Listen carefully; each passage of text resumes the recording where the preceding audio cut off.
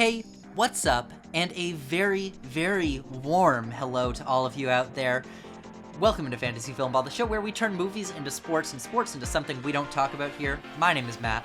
And my name is Dyl, and today we have something really special to go over because we've just wrapped up our first season of this show, going over the Oscars, where last year we had a very bold claim in our first ever episode made by my co-host here, Matt, where he predicted everything everywhere would go all the way to win Best Picture, and here we are nearly a year later with that coming true. So now it's time that we do this all again.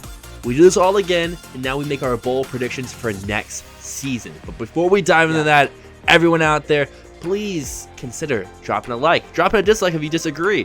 Leave your comments. I want to know what your bold predictions are, because maybe we call the Best Picture winner a whole year in advance, but guess what? Maybe you could too.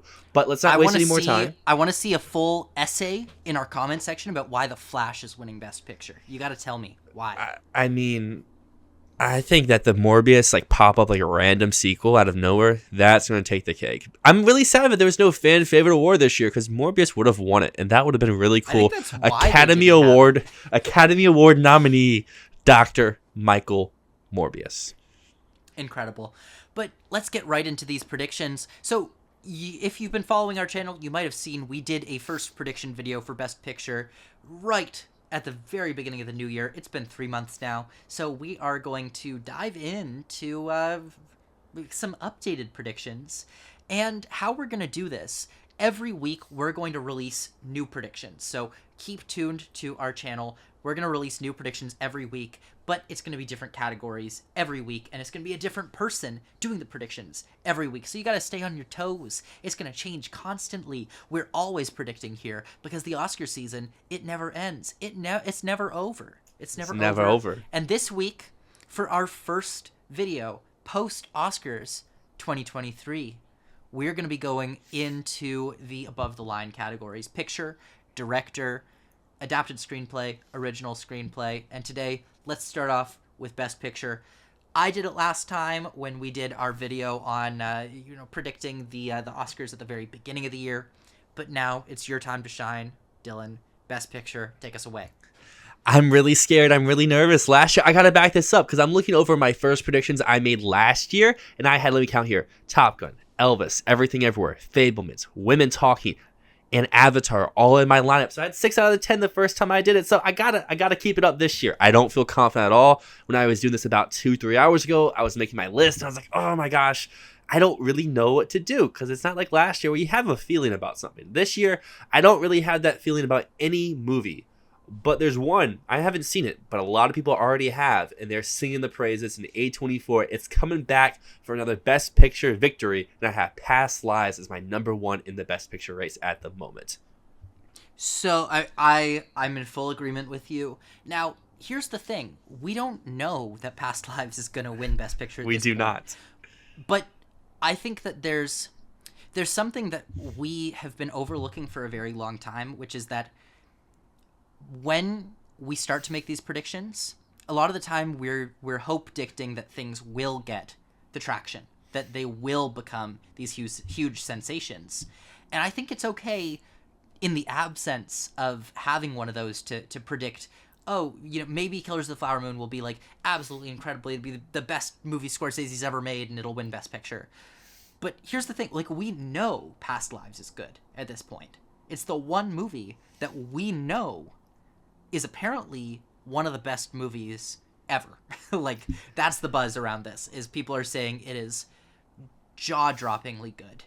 So, since we know that, we might as well... It fits the criteria for a Best Picture winner. It does. And I guess because this is a new season, and some people may not have been here for the longest time, you should repeat that stat that you gave last year for your case for Everything Everywhere of, the qualifications a Best Picture winner in this current era need to have.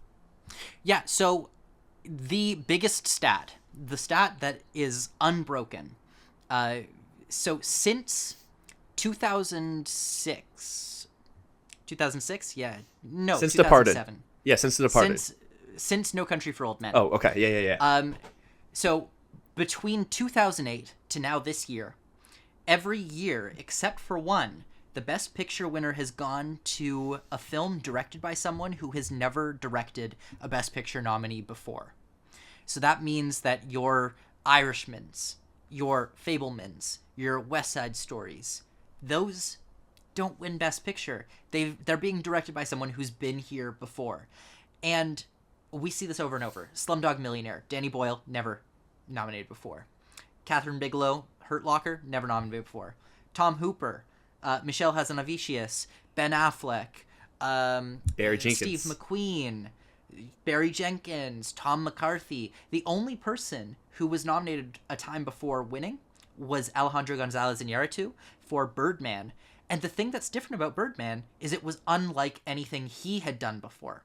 So the criteria that you want to look for here, what the Oscars look for in a Best Picture, is it's not just the best film in the category, whatever best film means. It's the film that feels new, that feels fresh, that's from an exciting voice, that has something new to say, that's something that they haven't seen before. This is what we see every single year. Right? Even the winners that seem a bit basic. Coda, that was a familiar story from the perspective of deaf and hard of hearing folk. That was something we hadn't seen before. It was a voice that we hadn't seen before.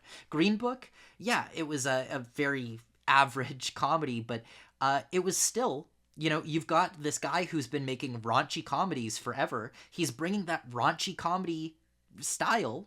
That's something that we all know from There's Something About Mary or Dumb and Dumber, and he's putting it into a sentimental biopic comedy.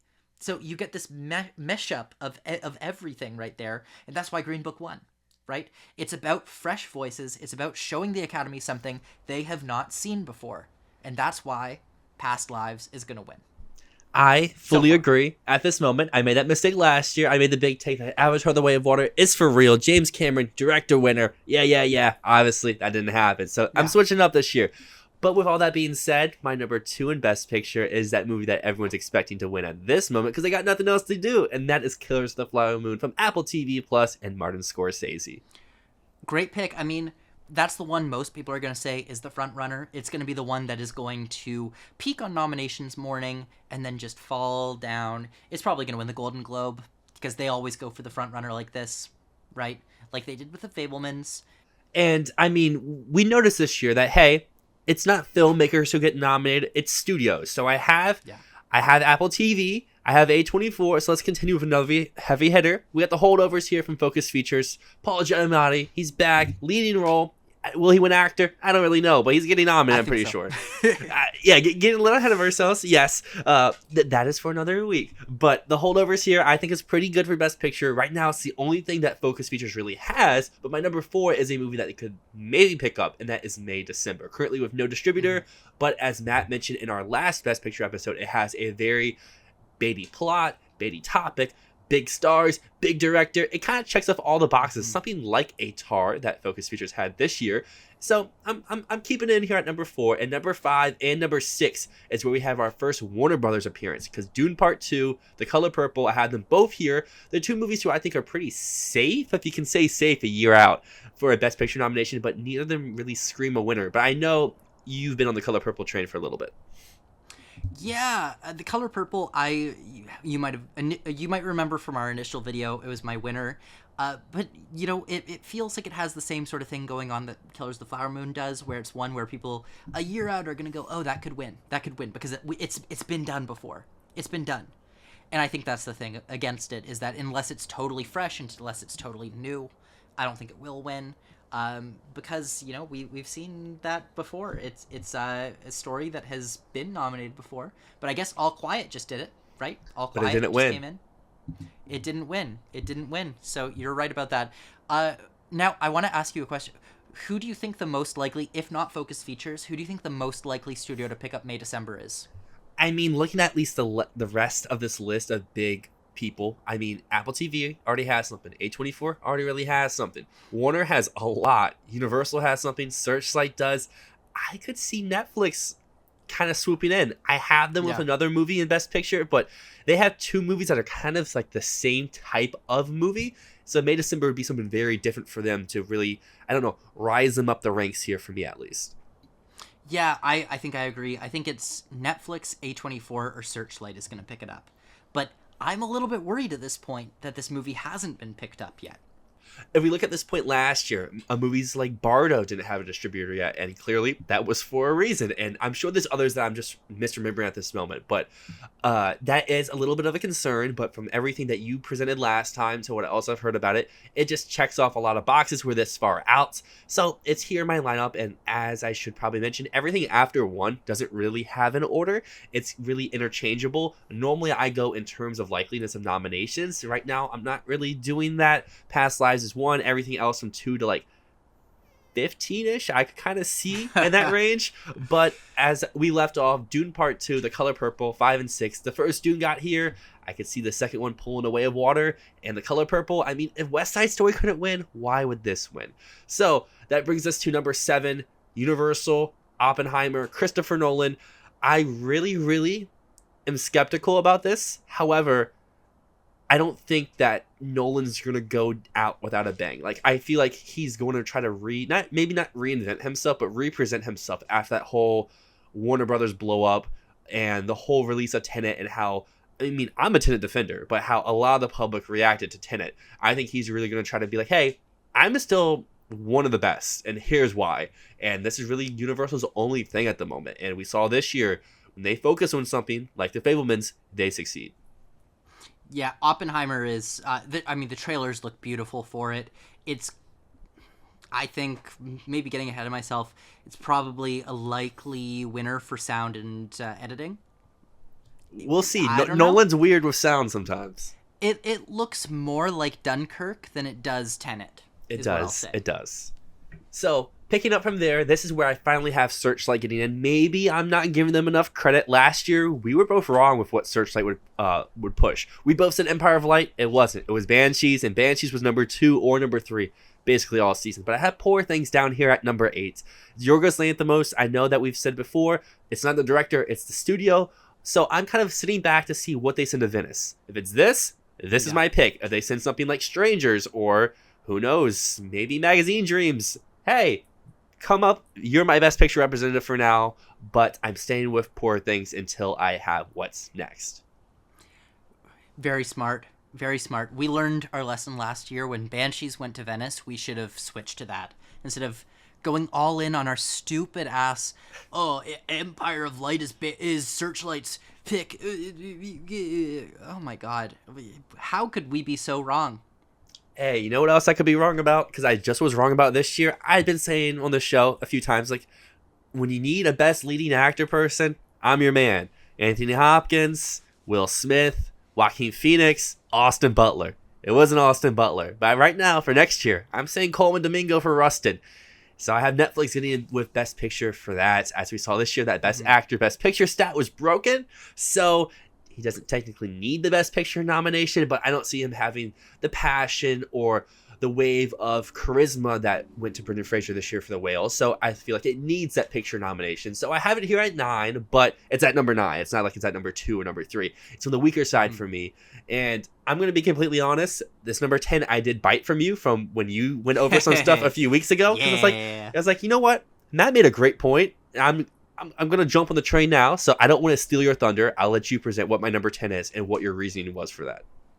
For sure. Before I do that, though, I'm just going to say on Rustin, one of our commenters made a very valid point, saying that Rustin has been pushed back a few times. That doesn't inspire a whole lot of confidence in the film.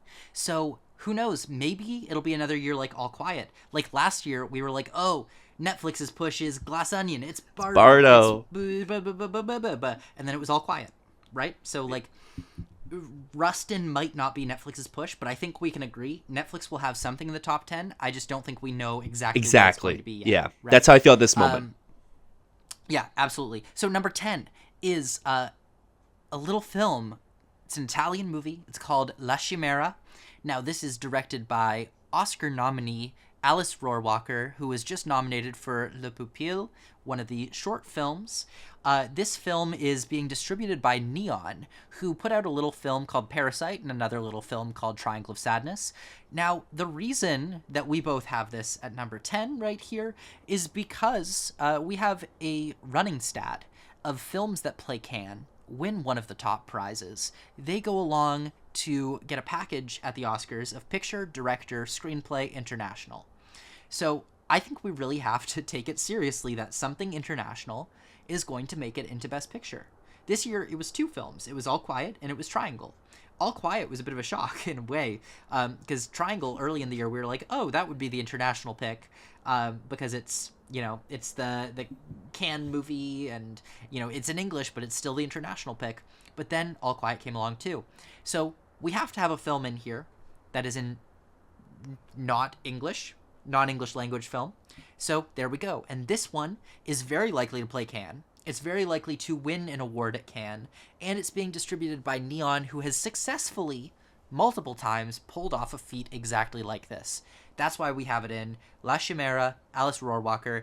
If it is not present in the Cannes lineup, it's out. If it is not, if it's not present in the winners of Cannes, it's out.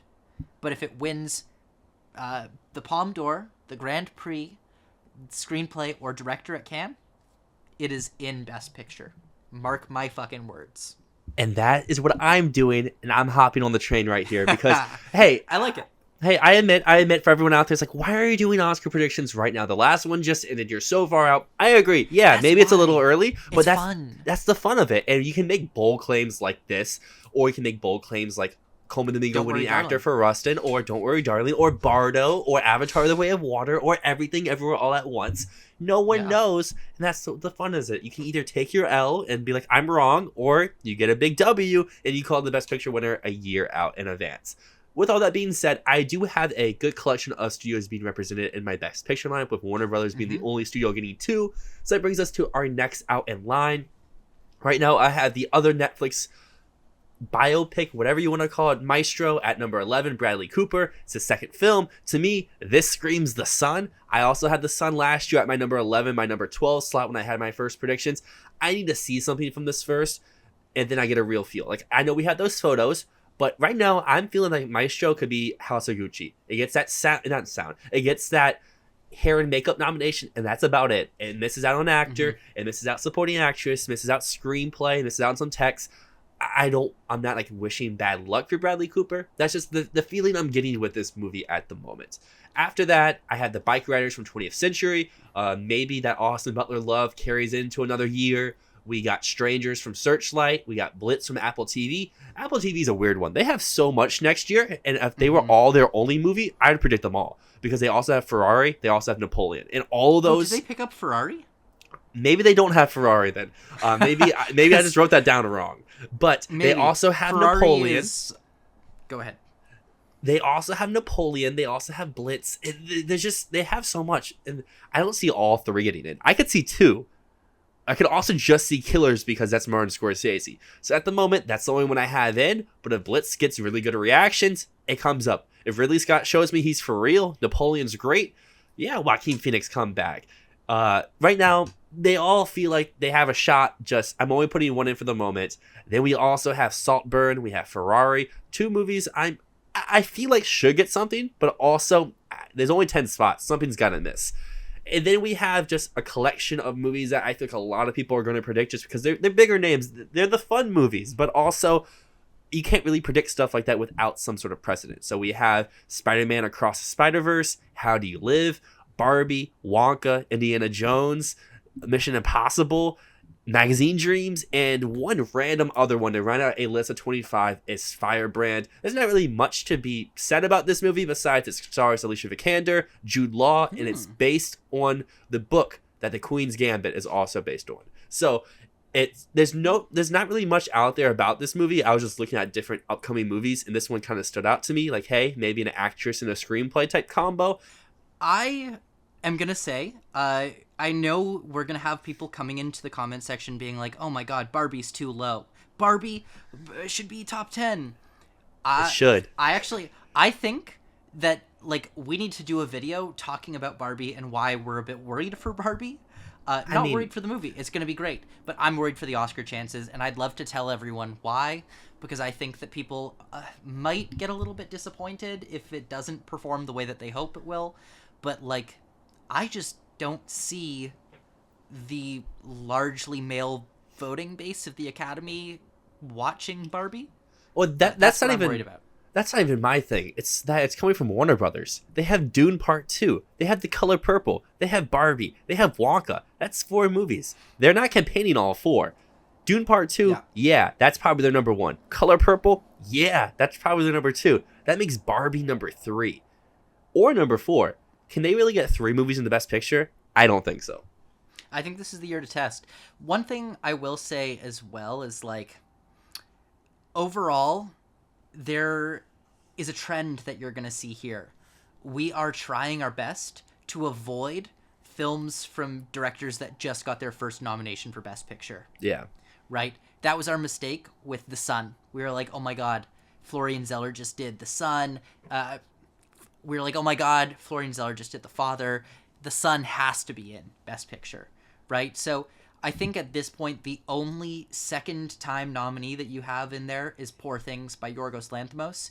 And you've already said that's just in there because it's a placeholder for whatever we figure out Searchlight's priority is, which might be The Strangers. It might be Strangers. But otherwise, you'll see a kind of pattern of us not including second-time nominees like Maestro, Bradley Cooper. That looks like it's going to be a sophomore slump. I've heard through the grapevine it's a little bit boring. I think it's time that we move into another bowl category that you and I have had here on the show as Best Director, because I said last year, Steven Spielberg, he's not winning, and he didn't win. I just had the person who won wrong. So I think we have different winners at the moment, but maybe we don't. Yeah, so at the moment, I'll go through my top 5 in reverse order here. I'll go through my top 5 in reverse order here. So at number 5, as I just made a case for, Alice Rohrwacher, La Chimera, we're seeing a pattern of Oscar nominees for directing being from Cannes films, being from international features, right? This year we had Ruben Östlund. The past year we had Ryuichi Hamaguchi for Drive My Car. Then we had Thomas Vinterberg for Another Round, Bong Joon-ho, and then we also had... was Pavel Pawlikowski nominated here? Yes, he did, as long as Cuarón. Yeah. And then in 2018, we had Pavel Pawlikowski as well as Alfonso Cuarón, right? So Alice Rohrwacher is the one foreign language filmmaker who I think could break through.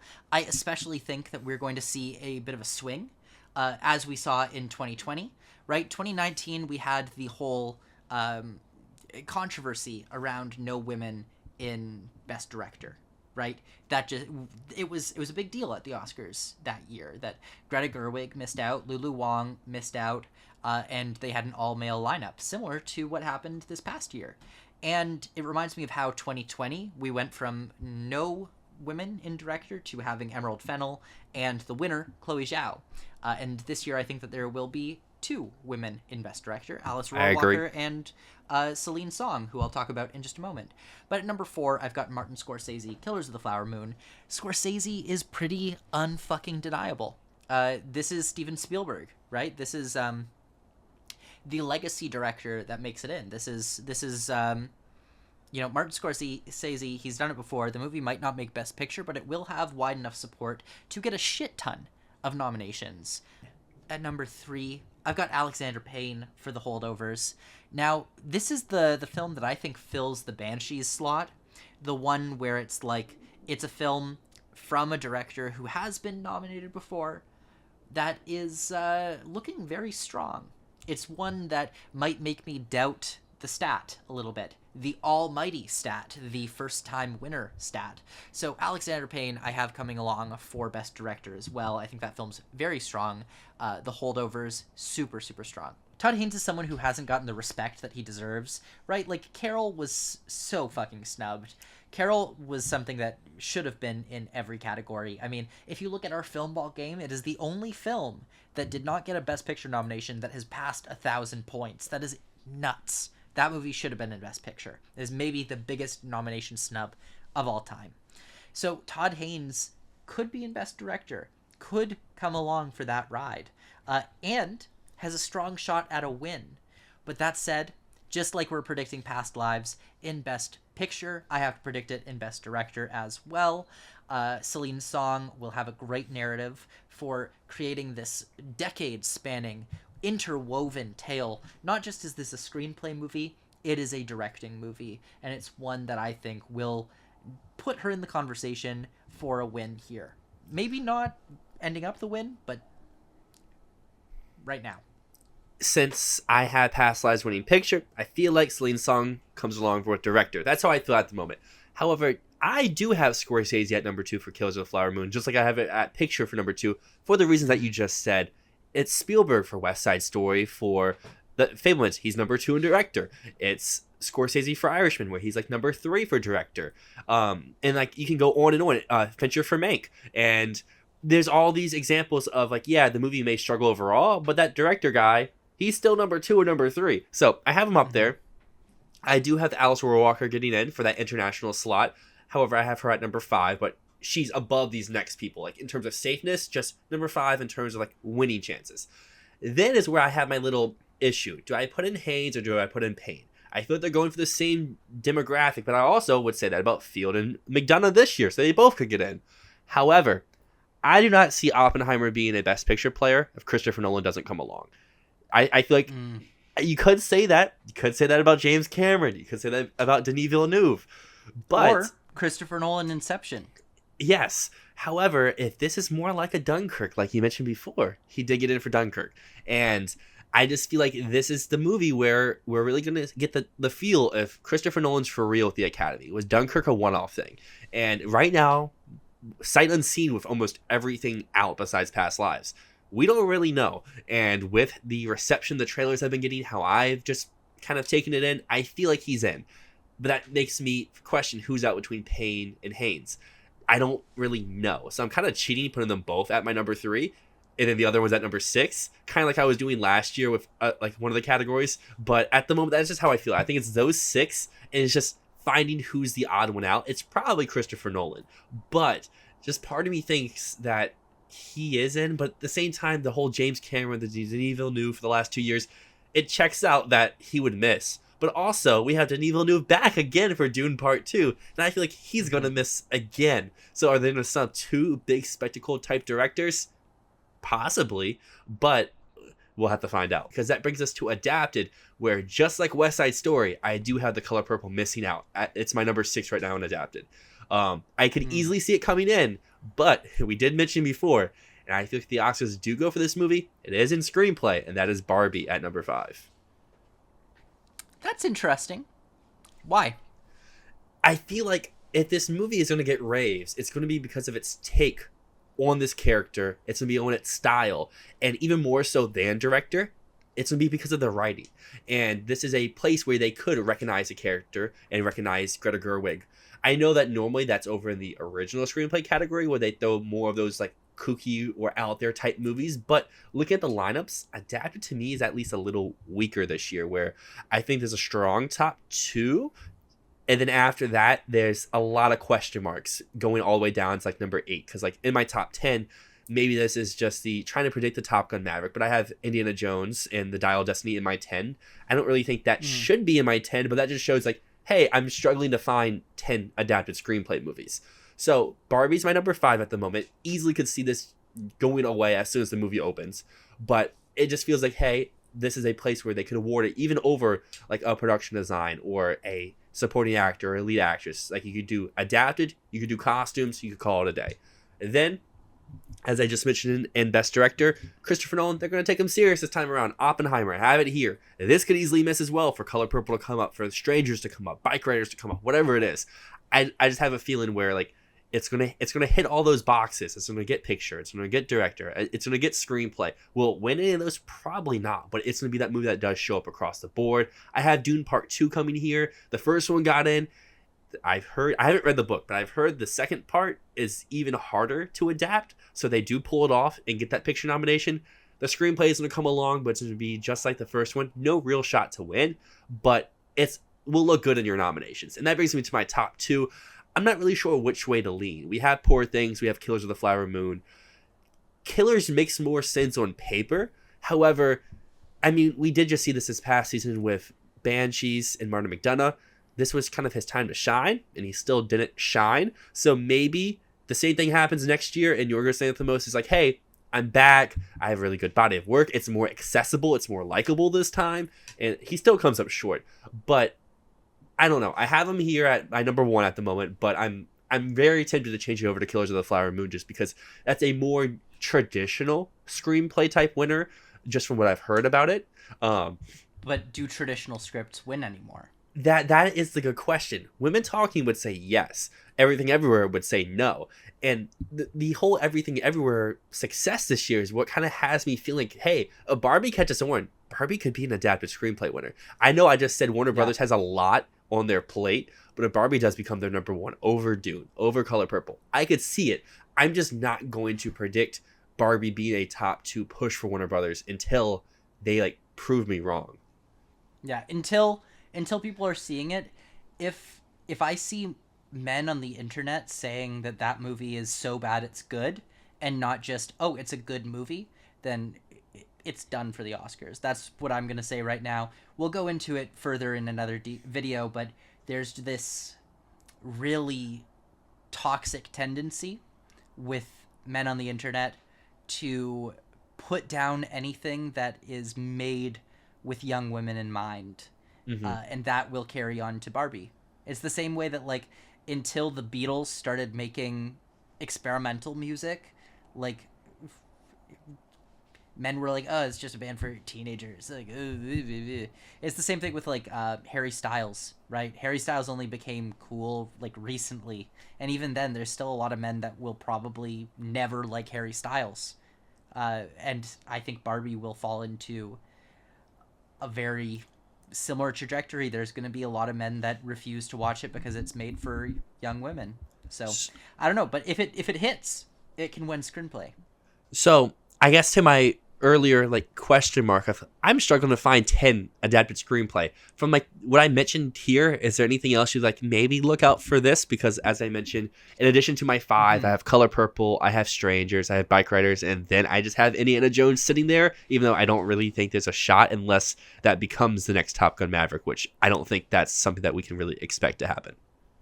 Yeah, I think Strangers is a very strong possibility. Now, one thing I'll say about Killers of the Flower Moon, I've read a draft of the script. I think it's changed quite a bit since when I read it, but it was a struggle to get through. I found it to be extremely dry, extremely dull.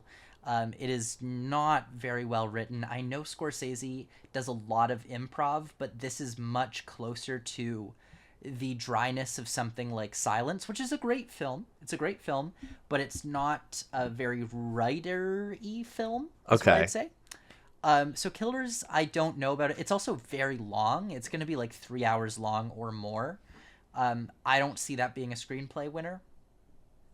I'd say it has a stronger case in director. Poor Things, I think, is a solid one to go with now because it's interesting, it's fresh, it's going to be unique. But that said, Poor Things could flop. It could be The Sun all over again. Although I think Yorgos might be a little bit too weird to do that. So we'll see. Maybe Poor Things, but Strangers has a great shot. It's going to be different. It's going to be unique. It might be incredibly beautifully written. It might be very profound. So Strangers would maybe be my top one right now. But here's some ones that you might not want to overlook. There's a possibility of Guardians of the Galaxy Volume 3. James Gunn, I think, has built up a lot of goodwill.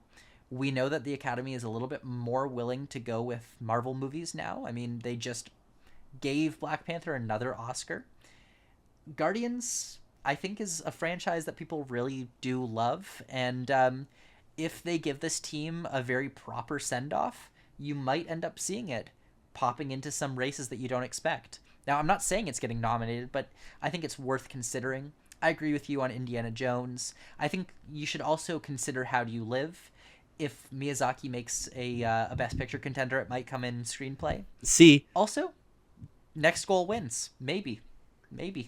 See, I originally had How Do You Live on my list, but if Guillermo del Toro couldn't get in this year with Pinocchio, I don't see how that will be possible. Not saying that it's not possible, but this year's lineup was scouring for a 5th slot. Guillermo del Toro is probably on the same level, if not more, beloved in the Academy currently. And if his film still couldn't get in and still underperformed overall, I just have a little not optimism for animation coming out of that category. Yeah. However, like his speech was the other Spider-Man as night. well. Spider-Man could Yeah. happen. Like his speech the other night, hopefully that does change going forward. But just like how I've mentioned it some other times, I don't want to over like personal pick some stuff. I want to see them happen originally. But that would be that's what I originally had as like my number 9. But then I thought like, Yeah. if Guillermo del Toro couldn't get in, could Miyazaki get in? Yeah, well, Spider-Man as well I think is super possible. I mean, we've seen the screenplay categories go for animated comedies before. It's usually Pixar though. It's usually Pixar when they do. But I wouldn't be too shocked if like Spider-Man Across the Spider-Verse made it here, or again, How Do You Live? But there's so many possibilities that it could be, and so many things that I'm a little bit nervous about. Last thing I'd mention is like the Zone of Interest might be something here if that ends up being a big hit. But yeah, I mean, it could go in a billion different directions at this point. So I think my early pick is Strangers. So with all that being said, though, let's hear your original screenplay ones, because this is the category that was even harder for me because there's a lot I think here compared to adapted. I actually think personally, I'd say that there's less here. I feel pretty good about the top 5 at this point, but after the top 5, I'm just like, oh my, what's happening all over the place here? So at my number 5 spot, again, I have La Chimera, Alice Rohrwacher. Like I said, picture, director, screenplay, and international. So that's the 5 that I've got there. Following that, at number 4, I have Dustin Lance Black. He is a prior winner for Milk, and this looks to follow suit. But again, we mentioned before, a commenter pointed out, and it's very true, that Rustin has been pushed back. Dustin Lance Black has not had the greatest track record, so this might not be a thing, and it might be replaced by something else. Then at number 3, May December. I've read the script. It's pretty damn good. May December is very well written. It's got some great scenes, some dialogue that they're just going to chew that dialogue. It's going to be great. Julianne Moore, Natalie Portman, Charles Melton are all going to do amazing work on this film. Number 2, I've got The Holdovers, which I think if Past Lives slips, The Holdovers could end up winning. I've heard very good things about this script. I've heard that it's very funny, it's very uplifting, and Alexander Payne has 2 screenplay wins already for The Descendants and for Sideways. So The Holdovers could be a big one for Alexander Payne. And then number 1, Past Lives. I've got it winning picture, I've got it winning director, I've got it winning screenplay. It's apparently funny, it's apparently romantic, it's going to make you cry, it's going to make you feel things, it's going to make you feel your heart pounding in your chest. And that sounds like everything that an original screenplay winner is. It sounds like something fresh, exciting, new, and that is my pick for screenplay right now. Okay. I mean, I have the same 5. I just have them in a different order. We have the same winner. I flip-flop 2 and 3, and I flip-flop 4 and 5. But we had the same bunch. I did just do a little Google research, and Ferrari, I guess, would be another one I would throw over into the adapted conversation. But here, for the original screenplay conversation, some other ones would be Saltburn, would be Blitz, would be Maestro. Movies I currently don't have in Best Picture, but if they do get into Best Picture, they could easily come up here in the screenplay lineup.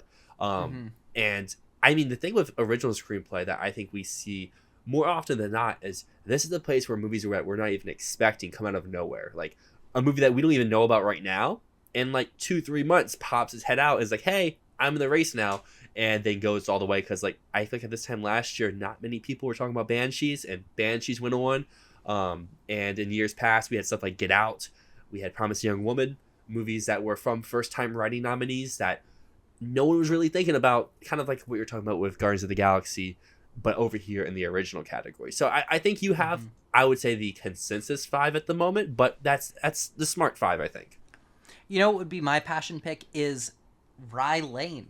Rye Lane, it's coming out very soon on Disney Plus and Hulu, and it's one of the best movies I've ever seen. It's a debut film. It's so funny.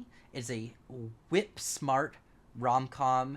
It is so I wouldn't call it experimental, but it's energetic. It does things that you don't expect. It feels like someone took the energy of like a TV commercial, like a Super Bowl commercial, and turned it into a full feature and just gave it so much heart, so much humor. It is lovely. That would be the best nominee in this lineup, but I don't see it happening because it's coming out so early, but I think it's possible. You know what it sounds like? What? Cha-Cha Real Smooth. Kind of. It's better. I mean, I'll give you that. It's probably better, but like the words used to describe it is what people were describing Cha-Cha Real Smooth at this time in the race last year. Well, Cha-Cha it's a more indie film. This one, you'll have to wait and see. You'll see it in a couple of weeks. Yeah, I will. Rye Lane is something really special. Also worth mentioning, Asteroid City, Wes Anderson, and Air, the Ben Affleck movie. Ben Affleck, Matt Damon. The script I've read. It's pretty solid. It's pretty solid overall. It's you're gonna like it. You're gonna like it. The one complaint that I have about this script, I don't know if they've changed it for the movie. I know that Ben Affleck and Matt Damon rewrote the script that I read, but the complaint is it's a basketball movie that takes place entirely in boardrooms. I don't think you see a basketball court in like the entire movie. Screenplay is weird this far out. It's kind of hard to see what's actually going to shape up as contenders and what is going to fall off. You know, there's always going to be some indies that end up more in the conversation than we think, which is why I am keeping my fingers crossed that Rye Lane can end up in the conversation at the end of the year.